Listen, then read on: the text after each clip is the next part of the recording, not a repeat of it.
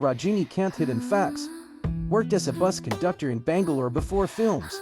Known for spiritual lifestyle, visits Himalayas often. Learned Tamil only after entering cinema, originally Kannada speaking.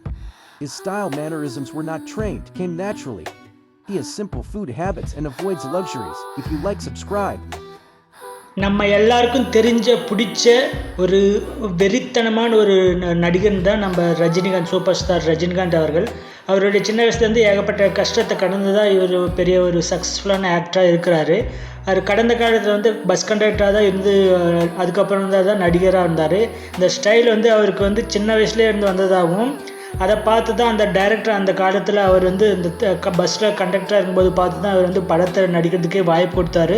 So எடுத்ததும் villain character, support character எல்லாம் நடிச்சிருந்தாங்க. அதுக்கப்புறம் தான் படிப்படியாக main lead கேரக்டராக கொடுத்தாங்க. இப்போ தமிழ்நாட்டோட சூப்பர் ஸ்டார்னு பேர் எடுத்திருக்காரு. அப்படி